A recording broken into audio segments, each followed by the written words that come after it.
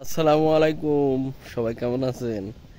এই যে মাছ ধরতে এসে পুরো একবারে কয়লা হয়ে গেছি, কিন্তু মাছের কোনো দেখা নাই।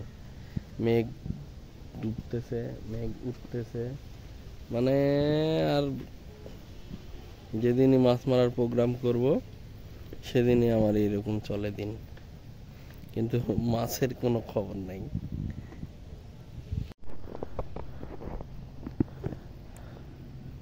একটা মাছেরও টোকা নাই, টাকি নাই, কিছু নাই, কিন্তু চারে একবারে ভর ভর ভর ভর করে বুটি তুলতেছে। এটা আমাদের আল্লাহর পুকুর, অনেক বড় পুকুর,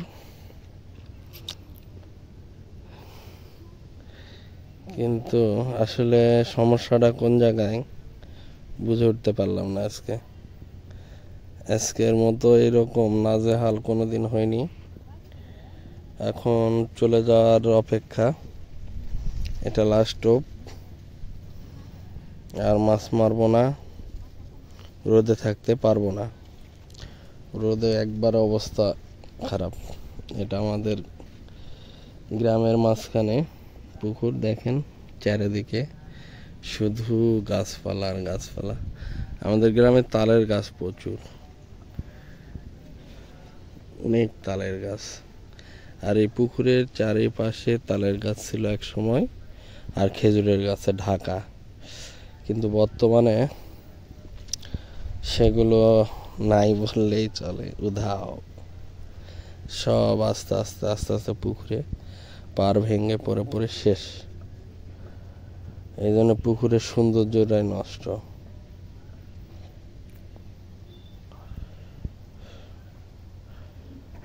পুকুরের সৌন্দর্য একবারে শেষ হয়ে গেছে। এই পুকুরে প্রচুর বড় বড় মাছ হতো আগে, প্রচুর।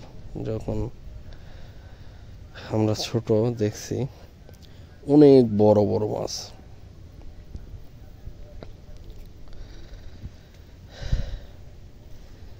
কিন্তু এখন তো আর ওই ধরনের মাছ কেউ পুকুরে করে না, সবাই এখন চাষে ব্যস্ত।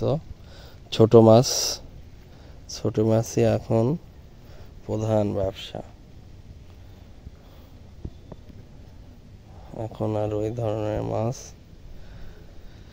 পুকুরে হয় না।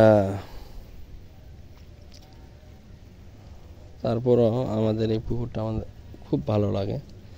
এই পুকুরের পাড়ে এসে যখন বিকেলে বসে থাকা হয়, এমনিতে মনটা ঠান্ডা হয়ে যায়। ওই সাইডে প্রচুর মেঘ করছে, মাছ এমনিতেই খাচ্ছে না, আরও খাবে না, বোঝা শেষ।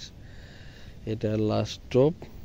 এই যে পূর্ব দিকেও প্রচুর মেঘ, কালো অন্ধকার হয়ে আসছে। আমিও এই জন্যে মোটামুটি সব গুছাই নিছি। এখন যাওয়ার পালার, লাস্ট স্টপ দিলাম।